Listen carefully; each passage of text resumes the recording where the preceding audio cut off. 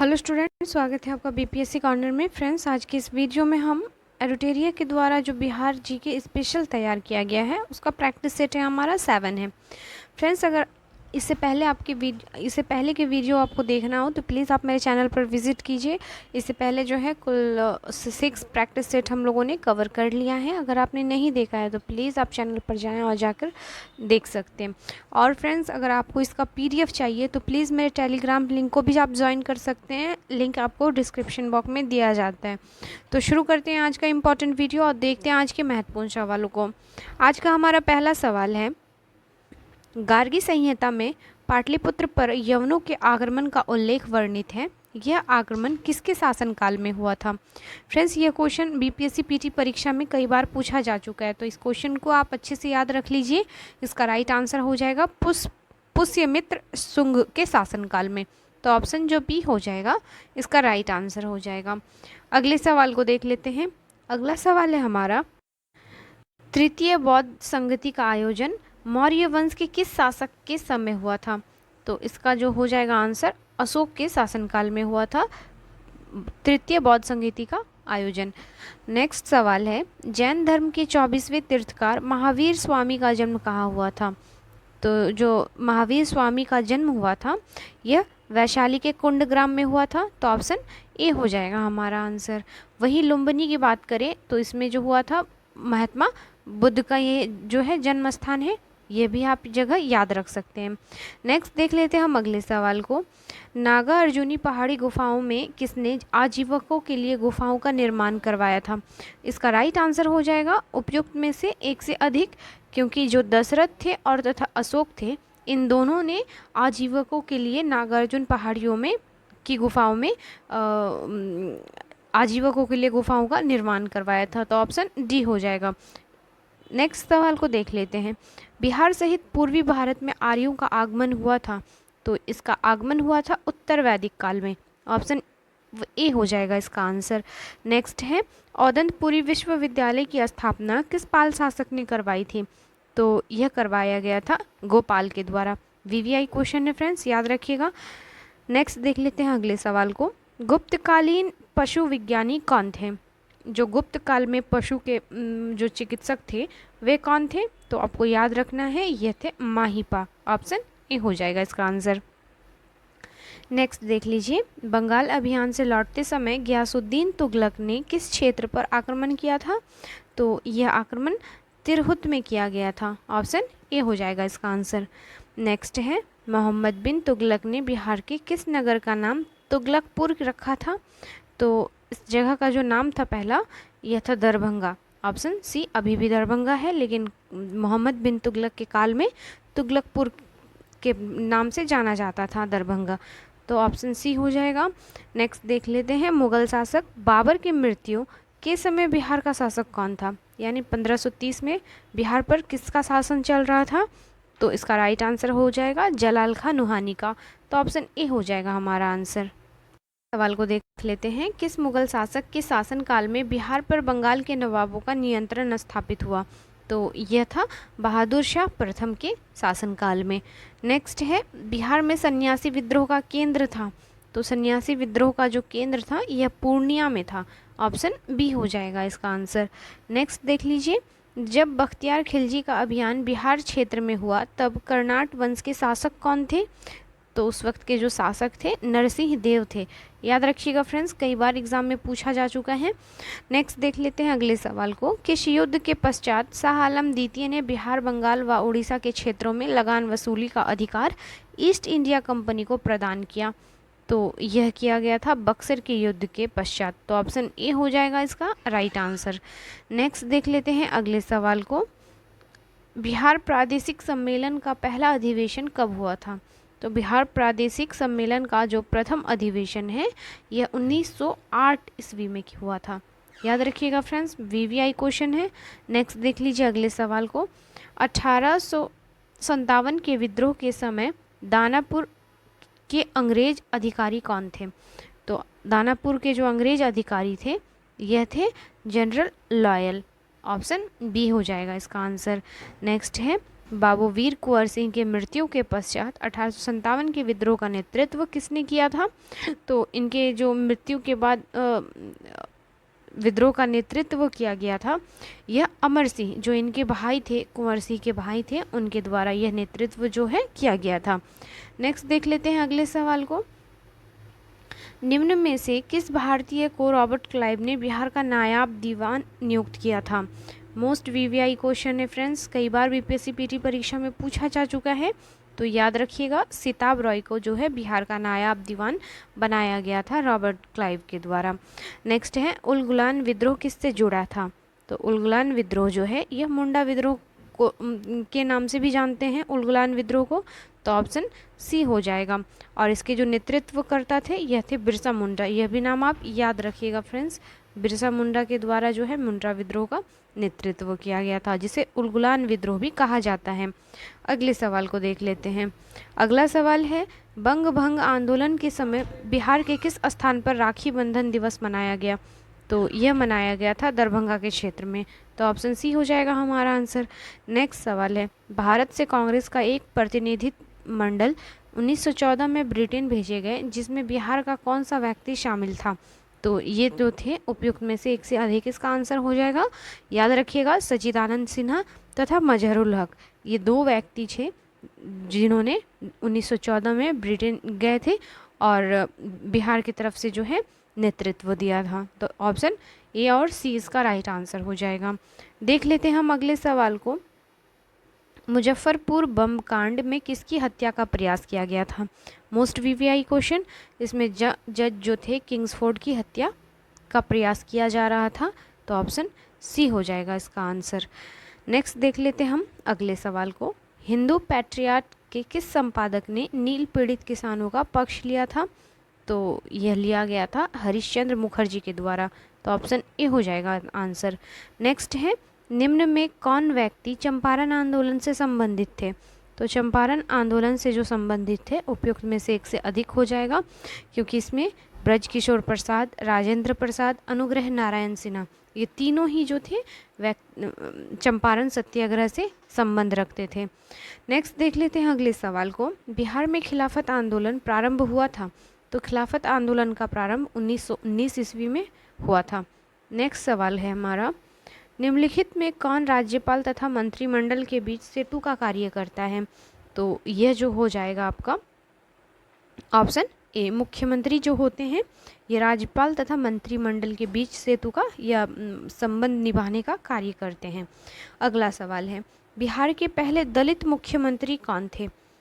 कौन थे ये? तो ये थे भोला पासवान शास्त्री, वीवीआई क्वेश्चन है। नेक्स्ट देख लेते हैं अगले सवाल को। राज्य सरकार को विधि संबंधी विषयों पर सलाह कौन देता है? तो यह जो अधिकार प्राप्त है महाधिवक्ता को, ऑप्शन बी हो जाएगा इसका राइट आंसर। नेक्स्ट देख लेते हैं अगले सवाल को। भारतीय संविधान के किस अनुच्छेद में राज्य निर्वाचन आयोग के गठन का उपबंध किया गया है?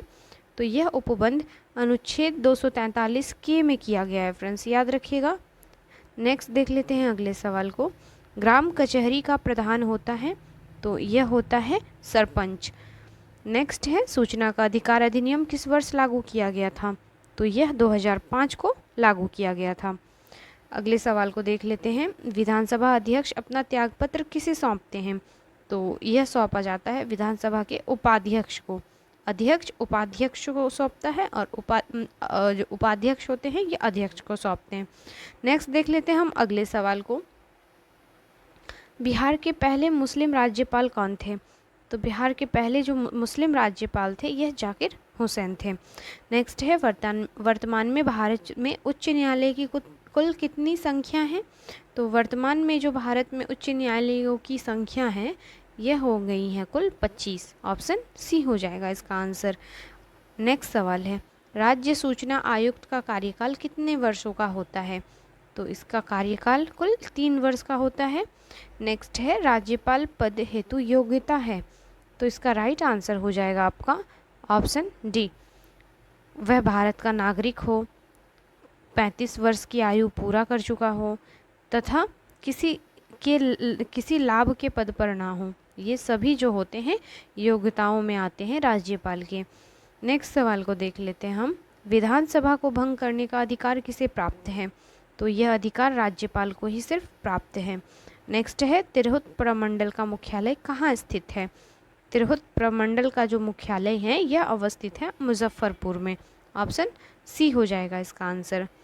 अगले सवाल को देख लीजिए, बिहार का राजकीय पुष्प है। चलिए फ्रेंड्स, मैं ये क्वेश्चन आप लोगों के लिए छोड़ती हूँ। प्लीज़ कमेंट करें और बताएं कि बिहार का जो है राजकीय पुष्प क्या है। नेक्स्ट देख लेते हैं हम अगले सवाल को, बिहार का दूसरा चिड़ियाघर कहाँ स्थापित किया जा रहा है? तो यह स्थापित किया जा रहा है अररिया में। ऑप्शन ए हो जाएगा इसका आंसर। नेक्स्ट देख लेते हैं, बिहार सरकार की महत्वाकांक्षी योजना 7 निश्चय 2 की कार्य अवधि है। वीवीआई क्वेश्चन है, तो इसका जो कार्य अवधि है 2020 से 25 रखा गया है। 7 निश्चय 2 की कार्य अवधि। अगला सवाल है, उत्तरी कोयल नदी किसकी सहायक नदी है? तो यह नदी जो है सोन नदी की सहायक नदी है। नेक्स्ट है, बिहार के किस जिला या क्षेत्र में लाल मिट्टी की बहुलता है? तो लाल मिट्टी का जो बहुलता से पाया जाता है, उपयुक्त में से एक से अधिक इसका आंसर हो जाएगा, क्योंकि यह मिट्टी गया, रोहतास, दरभंगा सभी जो है जिलों में मिलती है। तो ऑप्शन जो हो जाएगा उपयुक्त में से एक से अधिक हो जाएगा।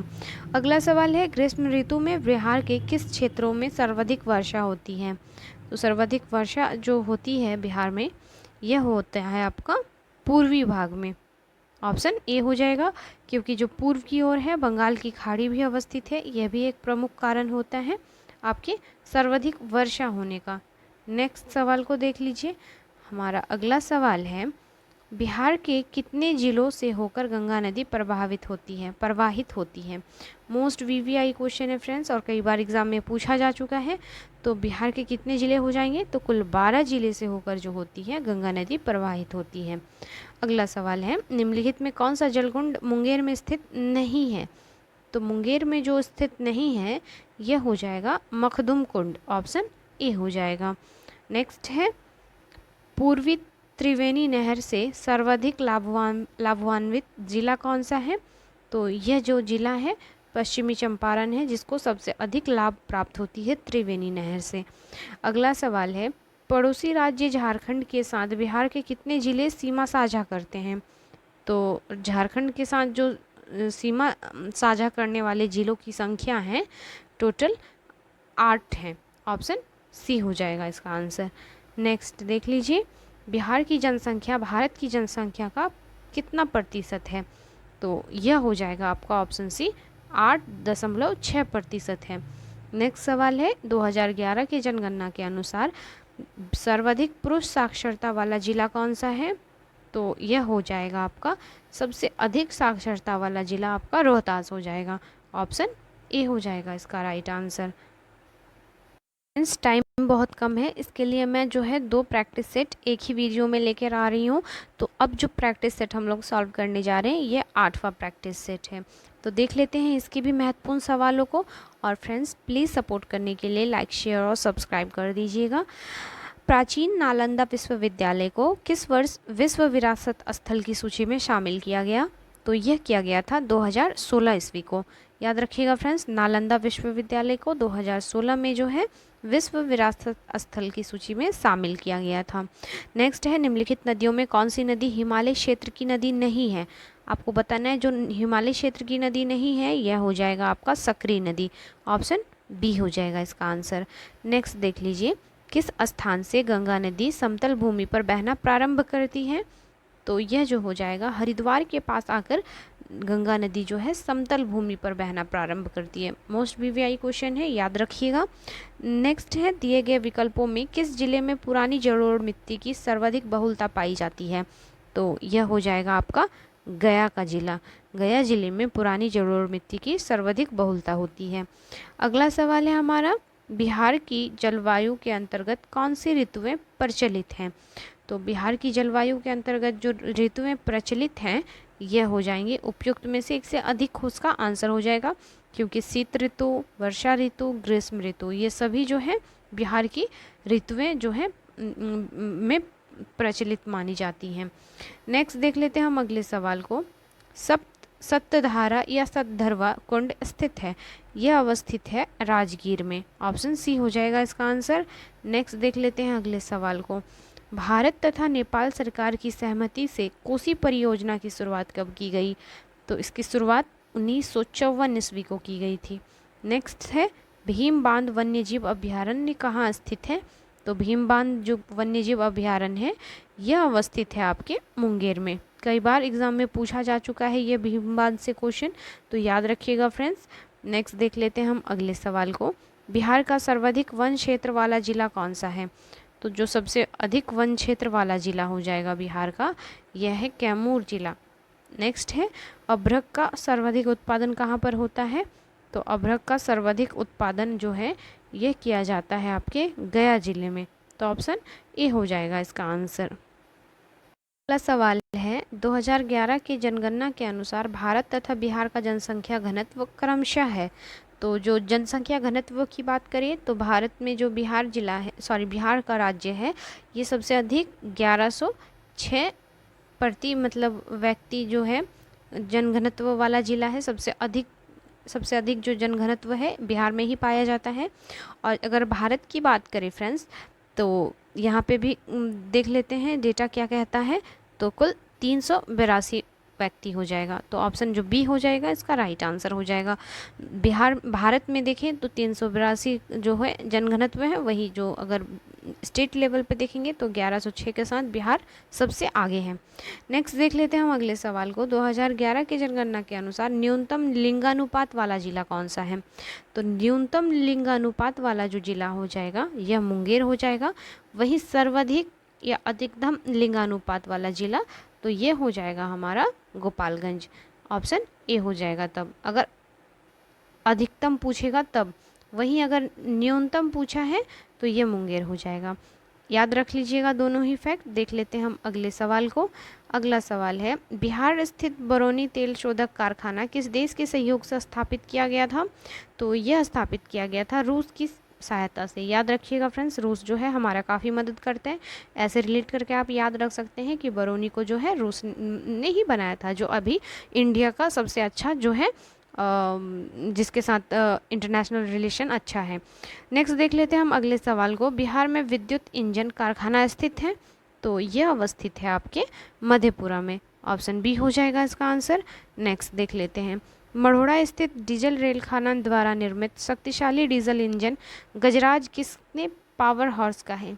यह भी पीपीएससी पीटी परीक्षा में फ्रेंड्स पूछा जा चुका है क्वेश्चन, रिपीट क्वेश्चन है। तो याद रखिएगा इसका जो राइट आंसर हो जाएगा 6000 हॉर्स पावर। तो ऑप्शन ए हो जाएगा इसका आंसर। नेक्स्ट है बिहार राज्य पथ परिवहन निगम की स्थापना कब हुई थी? तो इसकी स्थापना 1959 को हुई थी। ऑप्शन डी हो जाएगा इसका राइट आंसर।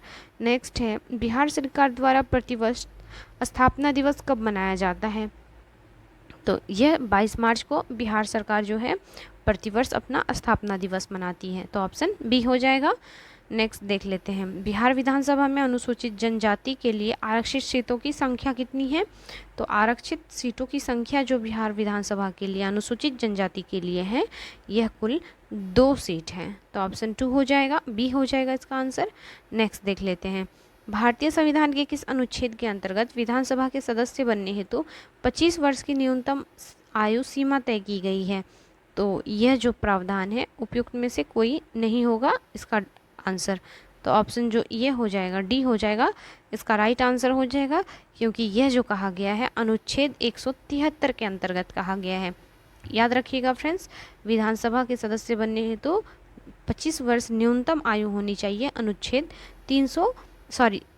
173 में यह मेंशन किया गया है, याद रखिएगा। देख लेते हैं हम अगले सवाल को। अगला सवाल जो है राज्यपाल की विधायी शक्तियों में शामिल है।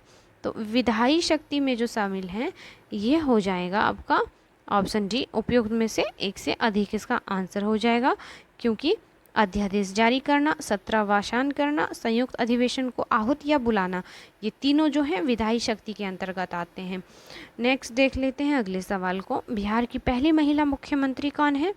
तो बिहार में एक ही महिला मुख्यमंत्री बनी है अब तक, तो इसका राइट आंसर हो जाएगा राबड़ी देवी। ऑप्शन बी हो जाएगा इसका राइट आंसर।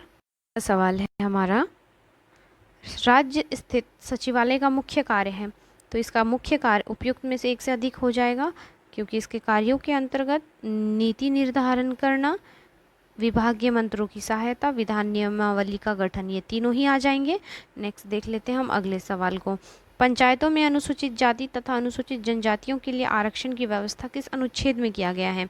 तो यह हो जाएगा आपका अनुच्छेद डी में किया गया है, सॉरी फ्रेंड, अनुच्छेद 243 डी में किया गया है, तो याद रखिएगा। नेक्स्ट देख लेते हैं, राज्य लोक सेवा आयोग के सदस्यों को निम्न में कौन हटा सकता है? तो यह अधिकार जो प्राप्त है राष्ट्रपति को केवल प्राप्त है। नेक्स्ट देख लेते हैं, किस वर्ष उर्दू को बिहार का दूसरा राजभाषा घोषित किया गया? तो यह घोषित किया गया था 1984 ईस्वी को। अगला सवाल है, बिहार में नमक सत्याग्रह की शुरुआत कहाँ से किया गया? तो नमक सत्याग्रह की शुरुआत जो है यह किया गया है, उपयुक्त में से एक से अधिक इसका आंसर हो जाएगा, क्योंकि चंपारण तथा सारण ये दोनों ही जगह से जो है नमक सत्याग्रह का आंदोलन शुरू किया गया था। नेक्स्ट देख लेते हैं हम अगले सवाल को, किस क्षेत्र से राहुल सांकृत्यायन 1920 के असहयोग आंदोलन में सक्रिय थे? तो यह जो थे अन्नवारी या अंबारी सत्याग्रह से थे, तो ऑप्शन ए हो जाएगा इसका आंसर। नेक्स्ट देख लेते हैं हम अगले सवाल को, बिहार में किस जिले के लोगों ने चौकीदारी कर देना बंद कर दिया था? तो यह जो हो जाएगा उपयुक्त में से एक से अधिक इसका आंसर हो जाएगा, क्योंकि सारण, पटना, बेतिया इन सभी जगहों से जो है चौकीदारी कर को बंद कर दिया गया था। नेक्स्ट है, बिहार में द्वैध शासन प्रारंभ होने के बाद बिहार के गवर्नर कौन बने थे? तो यह बन गए थे आपके सत्येंद्र प्रसाद सिन्हा, ऑप्शन ए हो जाएगा इसका आंसर। नेक्स्ट देख लीजिए, 1937 में के बिहार विधानसभा चुनाव के फलस्वरूप सरकार गठन के समय बिहार के राज्यपाल थे, तो बिहार के राज्यपाल थे एमजी हैलेट, ऑप्शन बी हो जाएगा इसका आंसर। नेक्स्ट है, बिहार में व्यक्तिगत सत्याग्रह के दूसरे सत्याग्रही कौन थे? वीवीआई क्वेश्चन है, तो यह थे अनुग्रह नारायण सिंह, दूसरे सत्याग्रह थे। नेक्स्ट है, भारत छोड़ो आंदोलन के समय 11 अगस्त 1942 को पटना सचिवालय गोलीकांड में मरने वाले छात्रों की संख्या कितनी थी? तो वीवीआई क्वेश्चन है फ्रेंड्स, याद रखिएगा। इसका जो आंसर हो जाएगा यह हो जाएगा आपका ऑप्शन बी, कुल 7 छात्रों की जो है मृत्यु हो गई थी। नेक्स्ट सवाल को देख लेते हैं। अगला सवाल है हमारा, किस आंदोलन के समय बिहार में आज़ाद दस्ता सक्रिय रहा था? तो यह था तब का जो समय था भारत छोड़ो आंदोलन का समय था। नेक्स्ट देख लेते हैं, निम्न में किसने बिहार छात्र परिषद का गठन किया था? तो यह किया गया था राजेंद्र प्रसाद के द्वारा। अगला सवाल है, गौ हत्या रोकने के लिए बिहार में गौरक्षणी सभा की स्थापना हुई थी, तो इसकी स्थापना 1893 ईस्वी को की गई थी। अगला सवाल है, बिहार में नौनिया विद्रोह कब हुआ था? तो यह विद्रोह बिहार में 1770 से 1800 ईस्वी के बीच घटित हुआ था, याद रखिएगा फ्रेंड्स। देख लेते हैं अगले सवाल को, निम्न में कौन सा क्षेत्र फ्रांसीसी व्यापारियों का व्यापारिक केंद्र था? तो यह जो क्षेत्र था चंद्रनगर था, ऑप्शन सी हो जाएगा आंसर। नेक्स्ट है, किसके सूबेदारी काल में अंग्रेज यात्री बर्नियर पटना आया था? तो यह हो जाएगा दाऊद खां के शासनकाल में। अगला सवाल है, निम्न में कौन शेरशाह का उत्तराधिकारी बना? जो शेरशाह का उत्तराधिकारी बना था यह थे इस्लाम शाह, ऑप्शन सी हो जाएगा। नेक्स्ट है, 8वीं शताब्दी के मध्य मौखरी वंशीय शासन की समाप्ति के बाद किस वंशीय शासक नींव बिहार में पड़ी थी? तो यह थे आपके पाल वंशीय शासक, तो ऑप्शन ए हो जाएगा इसका आंसर। नेक्स्ट देख लीजिए, बंगाल के किस शासक के समय सिकंदर लोदी ने बंगाल एवं मुंगेर दोनों के बीच सीमा रेखा का निर्धारण किया था? तो यह अलाउद्दीन हुसैन शाह के द्वारा किया गया था। अगला सवाल है, निम्नलिखित में किस स्थान पर बख्तियार खिलजी के शव को दफनाया गया? तो यह जो जगह है आपका बिहार शरीफ हो जाएगा इसका आंसर। नेक्स्ट सवाल है, निम्नलिखित में किस शासक के शासनकाल में चतुर्थ बौद्ध संगति का आयोजन किया गया था? तो यह किया गया था कनिष्क के शासनकाल में, तो ऑप्शन जो बी है इसका राइट आंसर हो जाएगा। अगला सवाल है, कर्नाट शासकों में कौन एक महान समाज सुधारक था? तो यह जो हो जाएंगे आपके हरिसिंह देव जो थे एक महान समाज सुधारक थे। नेक्स्ट सवाल है, नालंदा महाविहार को आर्थिक अनुदान देने वाला शासक कौन था? तो यह थे आपके उपयुक्त में से एक से अधिक किसका आंसर हो जाएगा, क्योंकि धर्मपाल, देवपाल तथा हर्ष ये जो सभी शासक रहे नालंदा महाविहार को आर्थिक अनुदान दिए थे। तो ऑप्शन डी हो जाएगा इसका आंसर। देख लेते हैं अगले सवाल को। मगध के परवर्ती गुप्त वंश का संस्थापक कौन था? तो यह थे आपके कृष्णगुप्त। नेक्स्ट है नालंदा विश्वविद्यालय का संस्थापक था। तो नालंदा विश्वविद्यालय के जो संस्थापक थे यह कुमारगुप्त थे। ऑप्शन सी हो जाएगा इसका राइट आंसर। देख लेते हैं हम अगले सवाल को। मगध पर शासन करने वाले पहले राजवंश का सही क्रम क्या है? तो सही क्रम हो जाएगा हर्यक वंश, फिर शिशुनाग वंश, फिर नंद और फिर मौर्य वंश। याद रखिएगा फ्रेंड्स सीरियली। नेक्स्ट देख लीजिए अगले सवाल को। बिहार में मध्य पाषाण काल के अवशेष निम्न में किस क्षेत्र से प्राप्त हुए हैं? तो जो मध्य पाषाण काल के अवशेष हैं यह मुंगेर जिले से प्राप्त हुआ है। तो ऑप्शन ए हो जाएगा इसका आंसर। नेक्स्ट और आखिरी सवाल है, अंग एवं मगध महाजनपद का उल्लेख किस वेद में मिलता है? तो इसका उल्लेख अथर्ववेद से मिलता है। तो ऑप्शन बी हो जाएगा इसका राइट आंसर।